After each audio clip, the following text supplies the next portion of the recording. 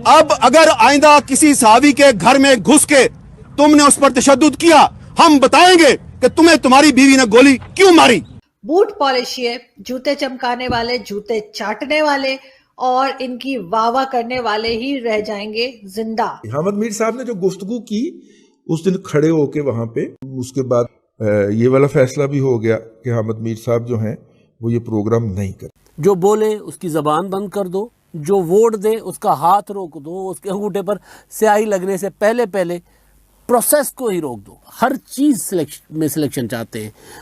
अदलिया भी उनकी मर्जी की हो, नैब भी उनकी मर्जी का, वोट भी उनकी मर्जी का। तुम्हारा एक और भी प्रॉब्लम है, तुम कहते हो जी हमारे टैंकों को जंग लग गया, हम लड़ नहीं सकते, इंडिया से दोस्ती कर लो।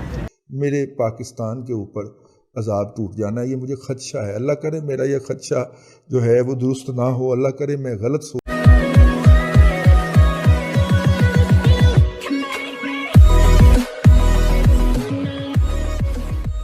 नमस्कार दोस्तों, पाकिस्तान में एक हिस्ट्री है। पाकिस्तान की हिस्ट्री ये है कि जब कोई पत्रकार पाकिस्तान के खिलाफ बोलता है, खास करके पाकिस्तान के खिलाफ की तो बात नहीं, खास करके पाकिस्तानी आर्मी के खिलाफ जब बोलता है, इवन गवर्नमेंट के खिलाफ भी अगर बोलोगे ना तो चलेगा, लेकिन पाकिस्तानी आर्मी के खिलाफ बोलोगे, ISI के खिलाफ बोलोगे ना तो आप मान लीजिए कि पाकिस्तान में हो तो आपको आप मार ही जाएंगे।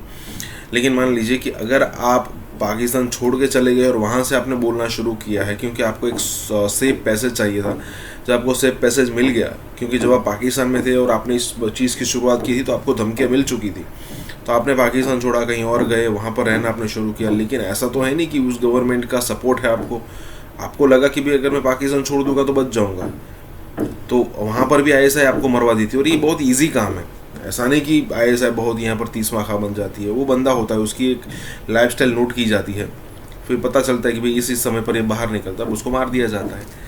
चलिए वो ठीक है, लेकिन यहाँ पर हामिद मीर जैसे लोग जो है उन पर भी अटैक हो चुका है, 2 गोलियां लग चुकी है भाई साहब को, और थोड़े थोड़े समय पर उनको हिम्मत मिलती रहती है और वो बाहर आकर बोलते हैं कि भाई क्या हो रहा है पाकिस्तान के अंदर। यहाँ पर यही चल रहा है। इसी के साथ ही वीडियो शुरू करते हैं। हामिद मीर साहब ने जो गुफ्तगू की उस दिन खड़े होके वहां पे, जब तुम लोग पाकिस्तान के मीडिया को इजराइल के हक में एक नैरेटिव बनाने में नाकाम हो जाते हो, तुम देखते हो ये मीडिया तो हर वक्त इजराइल की मुखालफत ही करता रहता है, तुम्हें इस पर बड़ा गुस्सा आता है। तुम फिर कभी मतीउल्लाह जान को उठा लेते हो, कभी अबसार आलम को गोलियां मारते हो, कभी असद तूर को उठा के घर में घुस के मारते हो। फिर तुम्हारा एक और भी प्रॉब्लम है, तुम कहते हो जी हमारे टैंकों को जंग लग गया, हम लड़ नहीं सकते, इंडिया से दोस्ती कर लो।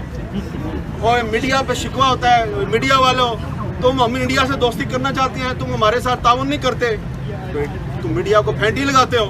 तो मीडिया जो है ये इंडिया के साथ दोस्ती में हमारे नए नैरेटिव जो है उसकी मदद नहीं कर रहा। घुस के मारा, तो अगर तुम इतने बहादुर हो तो घर में घुस के मारते हो जिसमें उसकी मदद के लिए सिवाय उसके तोते के और कोई भी नहीं था, तो इतने मर्द के बच्चे हो, इतने बहादुर हो कि अब अगर आप हमारे घर में घुस के मारेंगे ना हमें, तो हम आपके घर में तो नहीं घुस सकते, आपके पास टैंकी और बंदूकें हैं, लेकिन हम आपके घर के अंदर की बातें आपको बताएंगे और ये भी बताएंगे कि किसकी बीवी ने किसको क्यों गोली मारी और उसके पीछे कौन जनरल रानी थी। समझ आ गई है ना मैं क्या कह रहा हूं। अब अगर आइंदा किसी सहाबी के घर में घुस के तुमने उस पर तशद्दुद किया, हम बताएंगे कि तुम्हें तुम्हारी बीवी ने गोली क्यों मारी। बस इतना ही बताना था। Thank you very much. उसके बाद ये वाला फैसला भी हो गया कि हामिद मीर साहब जो हैं वो ये प्रोग्राम नहीं करेंगे। अब अगर नेचुरल फ्लो में देखा जाए तो अगला क्या होगा, वो हामिद मीर पे हमला होगा।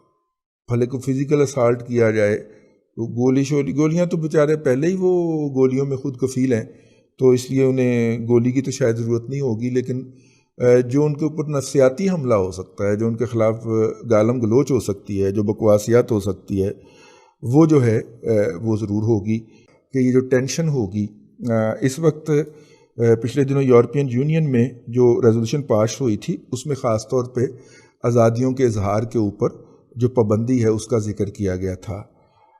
जो बाइडन ने अभी तक हमारे प्राइम मिनिस्टर की मुबारकबाद की कॉल वसूल नहीं की, और ज़ाहिर आर्मी चीफ से तो वो कॉल की वसूल नहीं कर सकता। इसका मतलब है रियासत पाकिस्तान की के साथ वो डायरेक्ट गुफ्तगू में नहीं आना चाह रहा। जो बाइडन जो है उसे पाकिस्तान को इस इलाके के साथ इंटरेक्ट करने का बड़ा ही तजर्बा है, और पाकिस्तानी सियासतदानों की उसके साथ ज़ाती दोस्तियाँ भी हैं, तो अभी वो भी बर्डन है। FATF की तलवार भी लटक रही है।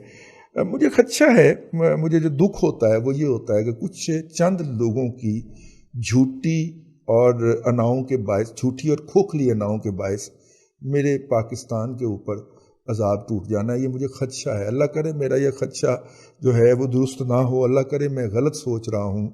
इमरान खान की हुकूमत या इस रजीम में अजीब व गरीब तमाशे चल रहे हैं।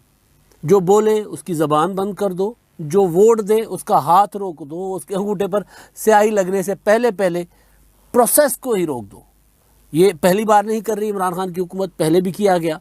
और हामिद मीर पाकिस्तान के मायानाज सहाफ़ी हैं, उन पर पाबंदी भी पहली बार नहीं लगी। पहले भी हामिद मीर मुशर्रफ के दौर में ऑफेयर रहे। हामिद मीर साहब गोली भी खा चुके हुए हैं और अब गोली के ही जिक्र पर उनको ऑफेयर कर दिया गया। ज़ाहिर है जियो टीवी ने उनको जो उन्होंने तकरीर की थी, प्रोटेस्ट हुआ था इस्लामाबाद में असद तूर को पर तशद्दुद के ख़िलाफ़ जो एहतजाजी मुजाहरा था, उसमें हामिद मीर साहब ने तकरीर की थी। उनकी तकरीर पर मुतज़ाद आ रहा है। इवन एक तो वो ट्रोलिंग है ना, जो हामिद मीर साहब की ट्रोलिंग हो रही है, उसके बावजूद भी जो लोग हैं वो कह रहे हैं कि हामिद मीर साहब को शायद इस तरह की बात नहीं करनी चाहिए थी, या जो भी या कुछ उनके हक़ में है कि जनाब वो इज़हार राय की आज़ादी के उसमें आता है ज़ुमरे में, अपनी जगह सारा मामला। लेकिन क्या इस सब का हल पाबंदी है? हामिद मीर साहब ने कोई बात गलत की है, कानून मौजूद है मुल्क में, राइज कवानीन के तहत उनके साथ ट्रीट कीजिए, उनको डील कीजिए। ये वो जो आमरीत में किया करते थे मुशर्रफ साहब कि जनाब ये वाले साहब ही मुझे पसंद नहीं, ऑफेयर कर दें। इमरान खान साहब की इस हुकूमत में आते ही यही हुआ। नाम अनगिनत सहाफ़ी हैं, कितने नाम गिनवाएं जिनको ऑफेयर किया गया, जिनको अखबारों से निकाला गया, मीडिया का गला घोंटा गया, सहाफ़ियों का मुआशी कत्ल किया गया, और अब एक बार फिर हामिद मीर साहब को जो है वो ऑफेयर किया गया है। हम टीवी पर बैठकर नहीं बात कर सकते जो यहाँ पर बैठकर बात करते हैं।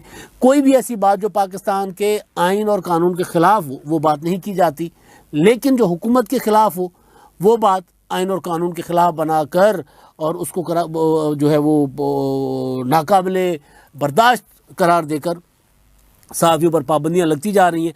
अब ये मज़ीद पाबंदियाँ लग रही हैं, लगाने जा रही है इमरान खान साहब की हुकूमत का। वो नहीं चाहिए मुझे इलेक्शन नहीं चाहिए, मुझे सिलेक्शन चाहिए। मैंने माजी में गुजारिश की थी कि खान साहब जो है वो हर चीज़ सिलेक्शन चाहते हैं। अदलिया भी उनकी मर्ज़ी की हो, नैब भी उनकी मर्ज़ी का, वोट भी उनकी मर्ज़ी का। हामिद मीर साहब का जो टॉक शो था, जो डिबेट वो किया करते थे, जियो टीवी पे करते हैं, बल्कि उसके ऊपर बैन लगा दिया है। और अब हम बिल्कुल जैसे वली खान मरून साहब ने कहा था कि अगर फौज ये चाहती है कि उसको क्रिटिसाइज ना किया जाए, अगर फौज ये चाहती है कि उसकी इज्जत की जाए, अगर फौज ये चाहती है कि उसको बुरे नामों से ना पुकारा जाए पाकिस्तान में, तो उसको अपने आप को दो जगहों से हटाना होगा। एक तो बिजनेस, जो कारोबार आप लोग करते हैं, हर जगह पे हर चीज का कारोबार जो आपने खोल के रखा है, ब्रेड से लेकर और जमीनों तक, वो आपको रोकना पड़ेगा, उसमें से आपको निकलना पड़ेगा। और दूसरा पॉलिटिक्स, हर जगह पॉलिटिक्स में आप लोग घुसे हुए हैं, हर जगह पॉलिटिक्स में आप टांग अड़ाते हैं, हर जगह आप अपने अननेसेसरी, जहां जरूरत नहीं है फौज की, वहां भी आपने अपने लोग लगा रखे हैं, चाहे वो स्टील मिल हो, PIA हो, चाहे कोई भी इदारा हो जो कि सिविलियंस के लिए बनाया गया है, वहां पर भी एक रिटायर्ड फौजी ही बैठा आपको नजर आएगा। अब तो मुझे ऐसा लगता है कि आहिस्ता आहिस्ता करके मेरे ख्याल है कुछ टाइम के अंदर ही जो है वो हर टीवी चैनल के ऊपर भी जर्नलिस्ट हटाकर और एक रिटायर्ड फौजी ही बैठेगा और वही टॉक शो करेगा एज ए एनालिस्ट। वो भी इन्हीं के तरह के लोग होंगे और वो बात करेंगे, और कोई सच्चा, कोई सही जर्नलिस्ट किसी को ये काम नहीं करने देंगे। सिर्फ बूट पॉलिशिए, जूते चमकाने वाले, जूते चाटने वाले और इनकी वाह वाह करने वाले ही रह जाएंगे जिंदा।